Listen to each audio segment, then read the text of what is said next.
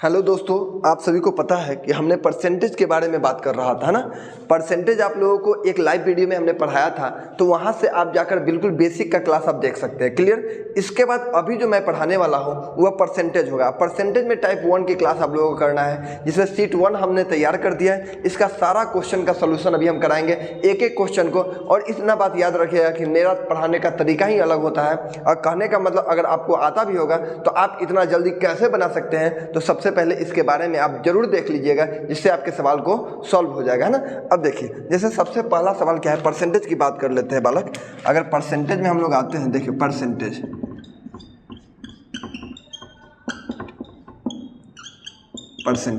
है ना। तो आपको बताए थे कि प्रतिशत का साइन यही होता है। प्रतिशत का मतलब होता है बटा, है ना।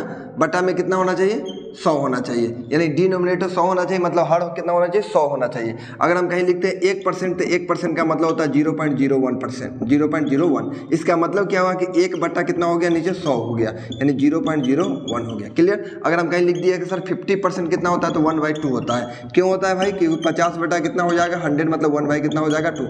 अगर कहीं हम 100% लिख दिए तो इसका मतलब कितना हो गया, 1 हो गया, क्योंकि 100/100 कितना होता है, 1 होता है। तो आपको यह बेसिक जानकारी होना चाहिए, है ना। तो अब हम बात कर लेते हैं। अब ध्यान दीजिएगा, सवाल डायरेक्टली हम लोग कैसे सॉल्व करेंगे। तो पहला सवाल क्या है, दूसरा सवाल क्या है, इस टाइप के सारे सवाल को हम सॉल्व करते हैं। देखना, सबसे पहला सवाल जो दिया गया है, आप लोग अच्छे से समझिएगा। सबसे पहला सवाल कहा गया है कि a का 8%, a का 8% b के 4% के बराबर है। क्लियर।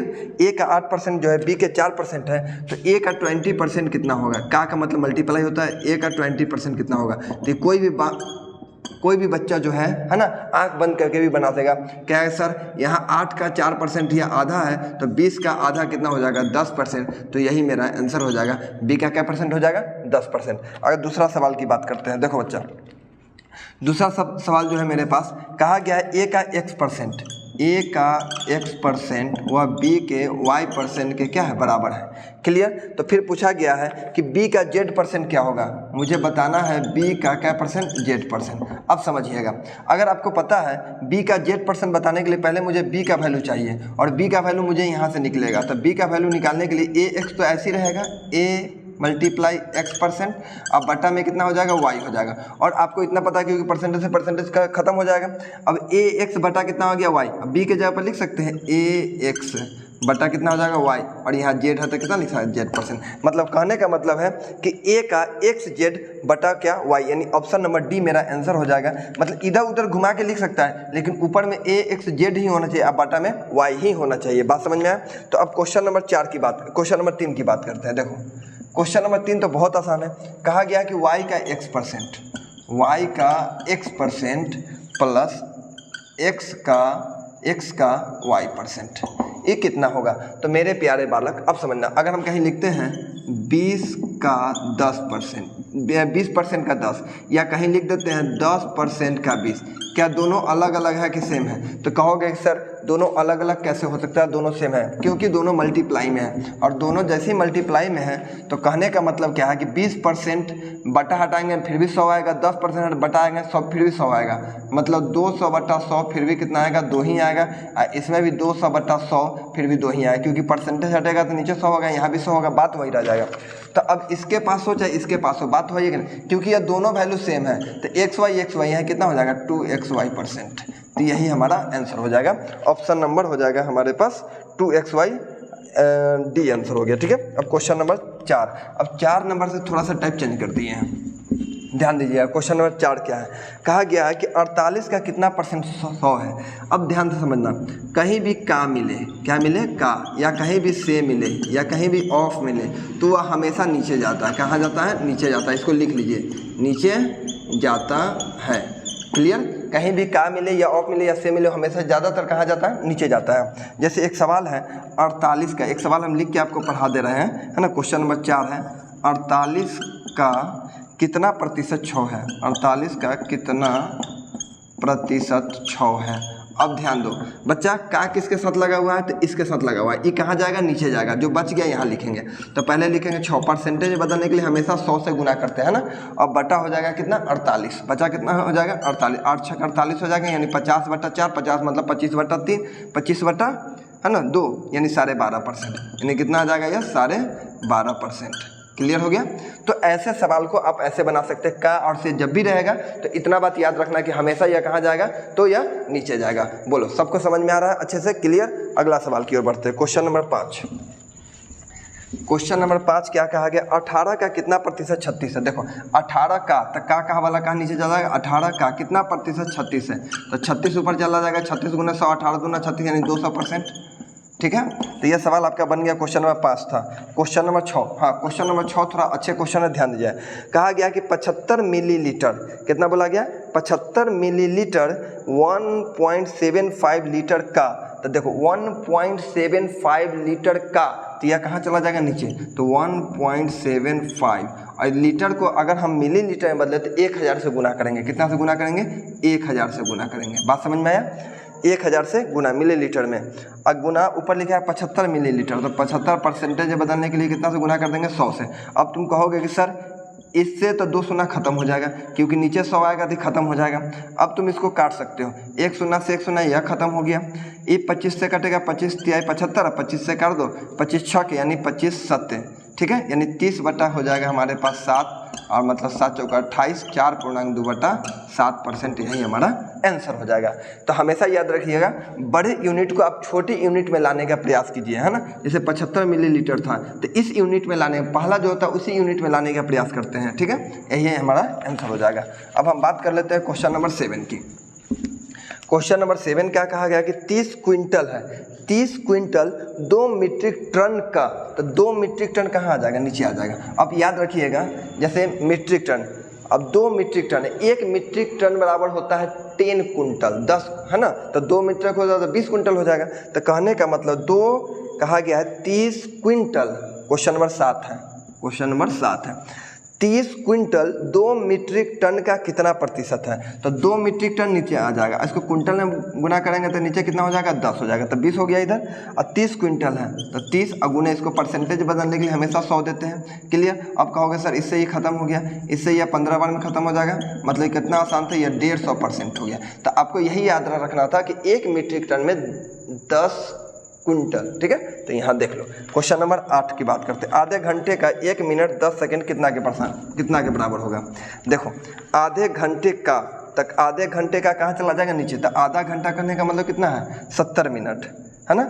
आधे घंटे का 1 मिनट 10 सेकंड, तो 1 मिनट 10 सेकंड मतलब कितना सेकंड हो गया, 70 सेकंड। ये कितना सेकंड हो गया, 70, यह सेकंड में है। बात समझ में, 1 मिनट 10 सेकंड का मतलब हो गया 70 सेकंड।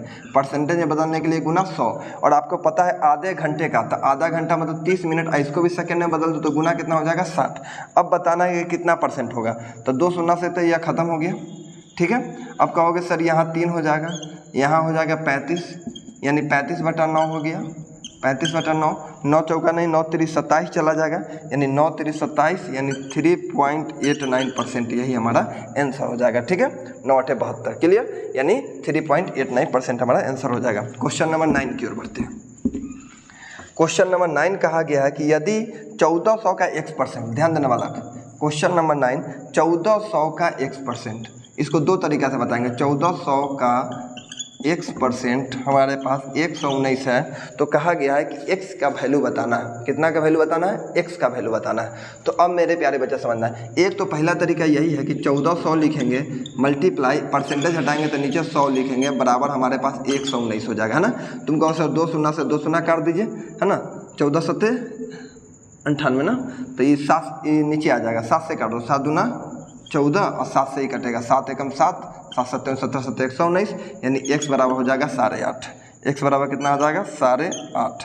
बात समझ में। या तुम क्या करोगे कि सर का वाला तो बताते नीचे जाएगा, बिल्कुल नीचे जाएगा, तो 119 ऐसे ही रह जाएगा, गुना 100 हो जाएगा, और का वाला को नीचे उठा दो, नीचे कितना हो जाएगा, 1400, 2 शून्य से 2 शून्य, 7 से काटो, 7 दूना 14, 17 17 119, 8.5, ठीक है। तो ऐसे आप बना सकते हो, क्लियर हो गया। अब देखो क्वेश्चन नंबर 9, क्वेश्चन नंबर 9 तो बन गया। क्वेश्चन नंबर 10 कहा गया कि 350 का x%, क्वेश्चन नंबर 9, 350 का कितना परसेंट है, x%, 119 है, तो पूछा गया है x किसके बराबर होगा। 350 का x% 119 है, तो x का वैल्यू बताना है। तुम कहो से परसेंटेज हटाओगे तो नीचे आ जाएगा 350 गुने x बटा कितना आ जाएगा, 100, बराबर हो जाएगा 119। 119 से 119 को काट दो, 5 से काटो, 5 सत्ते 35, 5 दूना 10 के लिए अब तो कटेगा नहीं, 2 इधर चला जाएगा, 7 इधर, 17 सत्ते 119 होता है, या 17 बार में चला जाएगा, 17 दूना 34, मतलब x का वैल्यू आ गया 34। ठीक है, x का वैल्यू कितना आ गया 34।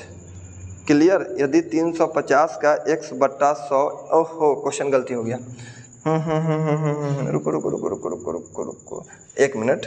350 का x% बराबर दिया गया 150। 119 करेंगे तो आ ही सकता है, लेकिन अगर सवाल को ऐसे देखो, सवाल में यह था 350 का x%, x बटा कितना 100 बराबर दिया हुआ था 150 दिया हुआ था ना, 150 दिया गया, कोई दिक्कत नहीं। 119 से 119 काटो, ठीक है, 5 से काटो, 5 दूना 10, 5 से काटो, 5 सत्ते 35 है ना, 7 से कटेगा नहीं, और ये 2 इधर चला जाएगा, मतलब 300, मतलब x बराबर हो जाएगा 300 बटा कितना 7। 350 का x% बराबर 150। 1 से 1 खत्म हो गया, 5 दूना 10, 5 सत्ते 35, ठीक है, इधर 150, 300 बटा 7, यही हमारा आंसर हो जाएगा। बात समझ में आ गया। तो ऐसे सवाल बना सकते हैं, या फिर का वाला नीचे जाता है आपको पता होना चाहिए, मतलब 150 ऐसे रहेगा, 150 गुने कितना आ जाएगा 100, अब बटा हो जाएगा हमारे पास 350। 1 से 1 काट दो, 5 से काटो, 5 सत्ते 35, 5 से काटो, 5 तिया 15, 300 बटा 7, फिर भी यही हमारा आंसर आएगा। क्लियर। अब हम अगले सवाल की ओर बढ़ते हैं।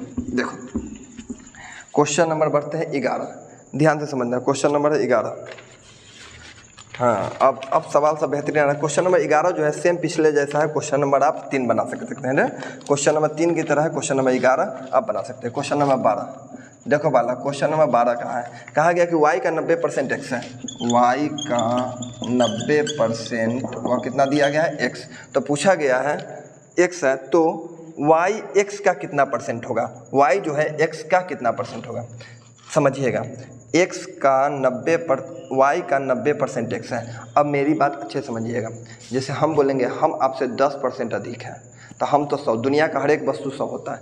इसमें यह कहा गया है कि y का 90% x है, मतलब y जो होगा ना उसमें से 90% कितना ले लिया, x ले लिया है ना, 90% x ले लिया, y इसका मतलब 100% है, इसमें से इसने ले लिया कितना 90%। क्लियर हो गया। आपको इतना पता होना चाहिए कि अगर हम कोई सवाल बोलते हैं तो इस पकड़ में आ जाना चाहिए। जैसे बोलेंगे x का 90% y है, y का 90% x है, इसमें गड़बड़ाना नहीं है। जैसे कहा गया कि कौन लिया है, कहा गया कि y का 90% x है, कौन 90% है, तो x है 90%, इसका मतलब y 100% होगा। अब कहा गया है कि y जो है x का, तो का वाला कहाँ नीचे चला जाएगा, y जो है x का, बात समझ में आए। तो अब कौन चला जाएगा, नीचे चला जाएगा, कौन का वाला। तो अभी बताएं 100 गुने 100 लिखेंगे, 100 गुने कितना लिखेंगे 100, अब बटा में कितना आ जाएगा 90, 1 से 1 काट दो, मतलब 1000 बटा 9, मतलब 111.1/9%। एक तरीका आप ये बना सकते हैं। बात समझ में आया। तो आप ऐसे सवाल को सॉल्व कर सकते हैं। 12 के बाद आइए क्वेश्चन नंबर 13।